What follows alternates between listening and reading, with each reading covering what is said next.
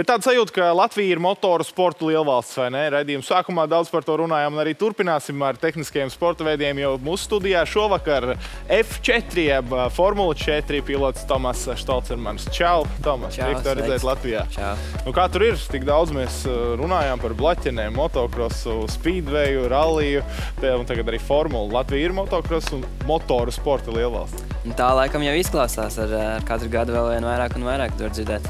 Kā teiks, kā apredzes ar ātrumiem, ko sniedz F4, cik tad ir tas maksimums? Tas, protams, no trases ir atkarīgs, bet Šogad visvairāk, ko es biju izspiedis, bija pirmajā posmā Misano, 240 km/h. Un kartingā nesalīdzinām mazāk. 140. Un kā ir tādā ātrumā traukties?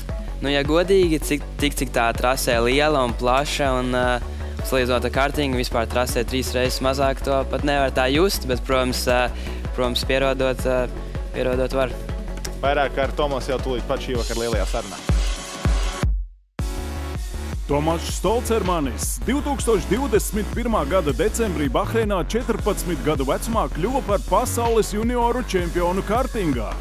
Jau nākamā gada vasarā Latvijas autosporta talantam bija iespēja piedalīties pirmās formulas titulētākās komandas Ferrari jauno pilotu nometnē, kurā piedalījies jau 2 reizes. Pērn gada nogalē viņš debitēja Formula 4 sacensībās. No 15 gadu vecuma dzīvo un trenējās Itālijā. Jā, Tomas kopvērtējumā šobrīd Euro 4 sacensībās 5. vietā, Itālijas F4 kopvērtējuma 9. vieta un vēl 3 posmi šajā sezonā. Kāds ir bijis tas gads līdz šim? Es teiktu, ka gads ir bijis diezgan pozitīvs, tāpēc jau ar katru sacensību ir gājis arvien labāk un labāk. Un tagad pēdējā sacensība, kas bija Austrijā Spilbergā, es teiktu, bija diezgan fantastiska. Pat uzsit kvalifikācijā ātrāko apli un sacensībās visās biju pa priekšu. Tā kā esmu ļoti priecīgs par to, ka ir tas progress un kas var attīstīties. Es jau nosaucu šīs divas Euro 4 un Itālijas F4. Kā tu, ja tev draugi prasa, kur tu startē, kā tu nosauc? Tu sāc skaidrot, kas ir kas, vai tu brauc Formulu 4 un to visiem pietiek?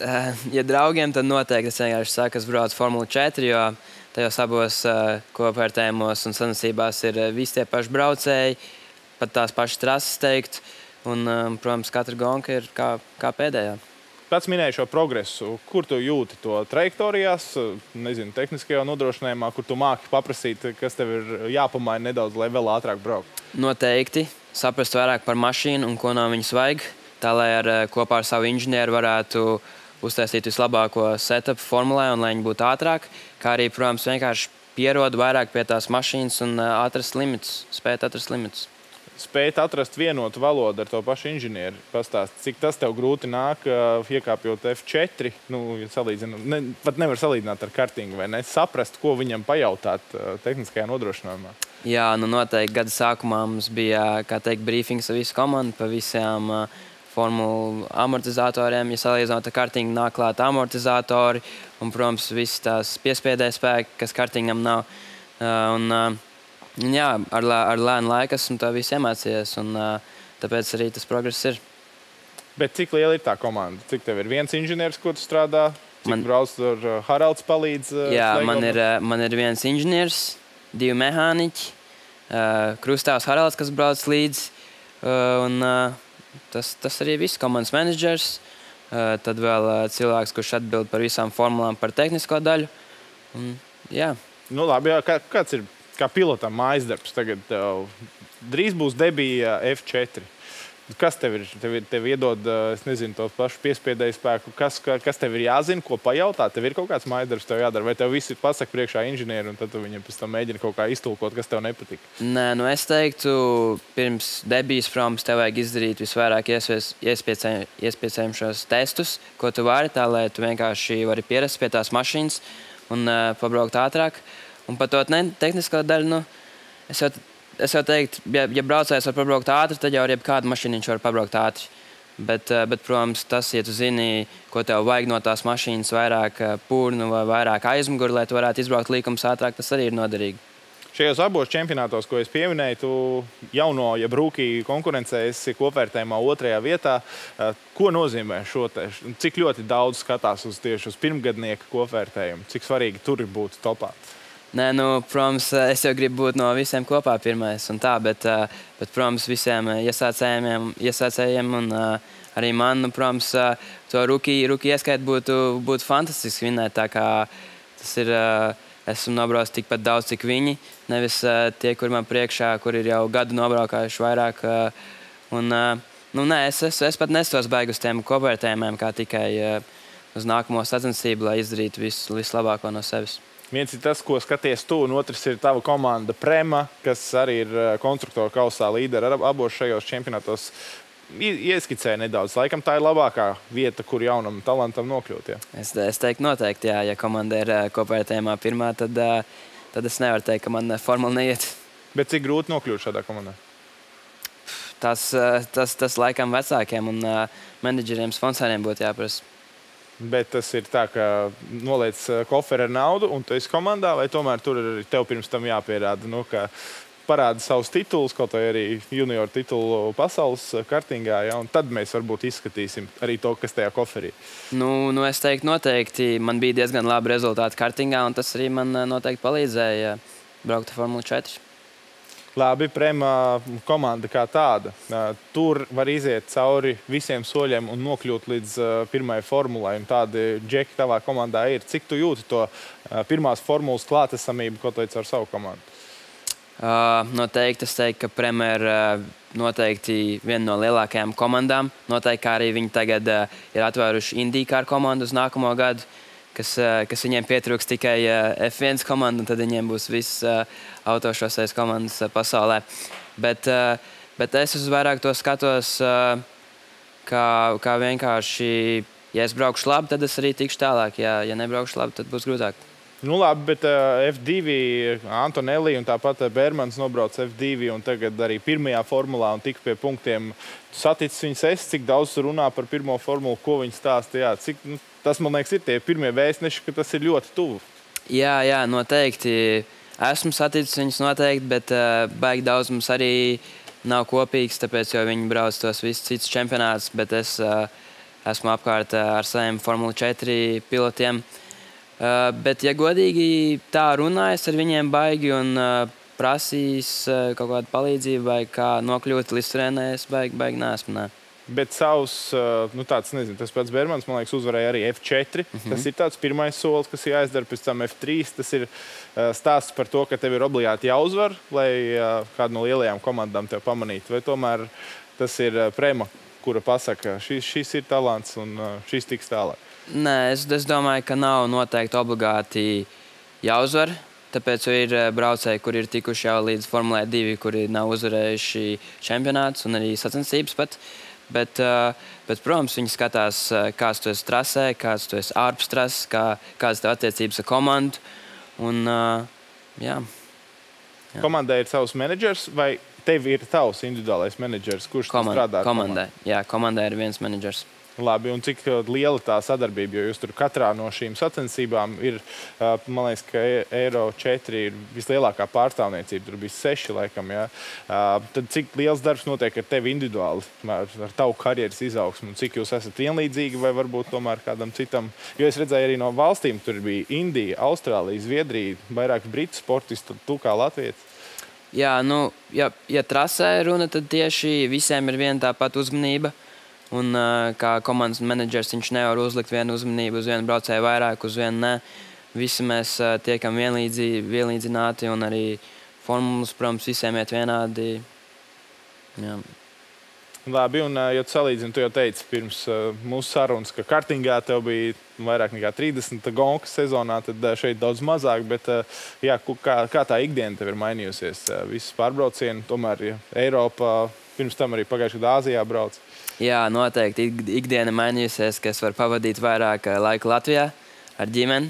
Tā kā man nav tik daudz sacensības, jo jā, pagājušajā gadā kartingā bija reāli 35 nedēļas gadā no kaut kādām 50 ar kaut ko, kur es pavadīju tikai trasē, trenējoties vai būdams sacensībās. Bet šogad Formulā 4 ir tikai 12, bet ir vēl vairāk nekā 12 testdienas. Kas ir ļoti, ļoti labi, kas nav kā Formulā 1, ka tev nav pat vienu dienu.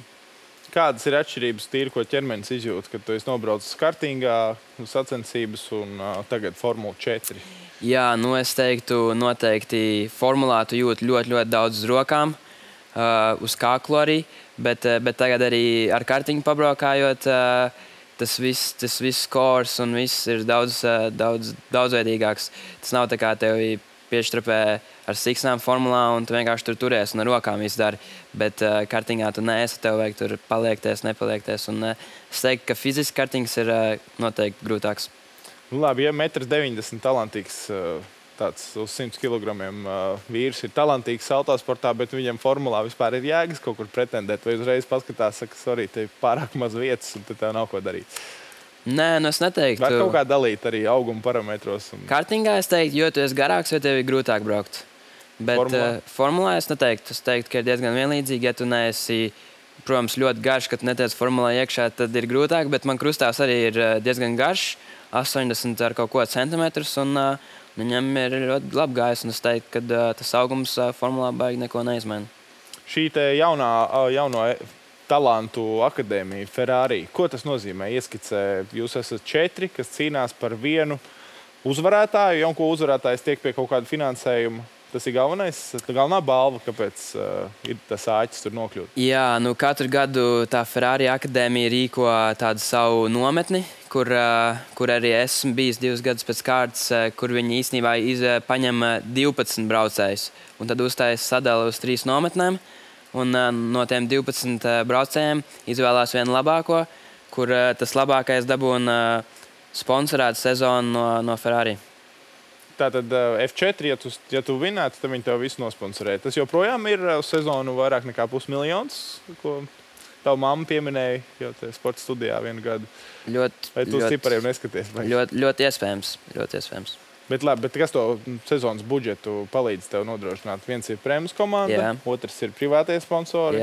Kādi ir šie veidi, kā tu vari atrast to finansējumu? Latvijas Promos automobīļu federācija man ļoti palīdz, kā arī IGATE tagad. Labi, vēl atgriežoties pie Ferrari akadēmijas.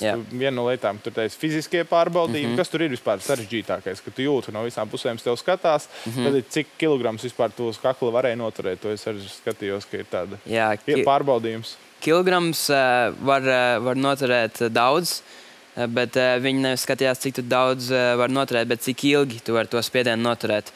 Es godīgi tagad precīzi gluži nevaru atcerēties, bet viņi pārbaudīja, protams, uz visām pusēm, kā arī mums bija, protams, kardio treniņi, skriešana, riteņbraukšana, cik ilgi var nobraukt un noturēties, kā arī, protams, svarcelšana. Kur tu biji līderis un kur vēl jāpieliek? Nu, ar Ferrari akadēmiju salīdzinot ar visiem tiem braucējiem, es biju noteikti labākais, un fiziskajā visspēcīgākais, tur es biju labi sagatavojies. Labi, pirmās formulas līdzjutēji Latvijā ir daudz, cik tu pats vispār neizlaid kādas sacensības un seko līdz tam, kas notiek? Sekoju visām sacensībām līdzi. Un, intriga vēl ir? Ļoti liela intriga šogad tieši, kad ir jau bijuši cik 6 uzvarētāji. Ja ne pat vairāk uzvarētāji jau šogad, nevis pagājušā sezona, kad tikai viens visas sacensības vinnēja. Bet noteikti tik un tā Formula 4, es teiktu, ir daudz interesantāk skatīties nekā F1. Kāpēc? Nu, es teiktu, tāpēc, jo ir vairāk braucēju. Ir braucēji, kur ir daudz tuvāk un vienlīdzīgāk, kā arī tā aerodinamika nestrādā tik smagi kā Formulā 1, kad ja tu esi 1 sekundžu asarpē, tad tu vairs nevari viņu noķert un tikai uz slipstreamiem strādā. Mums tas tik daudz nestrādā. Un jā, tikai dēļ tās visas cīņas un viss tusiņi.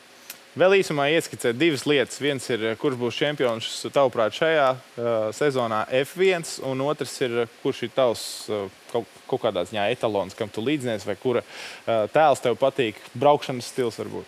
Jā, nu es ļoti ceru, ka šogad uz gada beigām F1 visi nolīdzināsies un ka Lando Norris noteikti tiks punktos pie Verstappen, kā arī Leclerc varētu viņus noķert un tā, lai būtu interesantāks tās pēdējās sacensības, jo tagad izstāsta diezgan cerīgi. Un man tās domas teikt, laikam baigi mainās, kurš ir favorīts, kurš nē, bet es laikam pa Leclercu fanoju. Jā. Paldies tev. Paldies, ka atnāci. Un pēc cik gadiem pats izmēģinās spēkus pirmajā formulā? Nu, es ceru 5. 5 gadi. Šo mēs ierakstījām un paturēsim prātā. Paldies tev par sarunu. Paldies.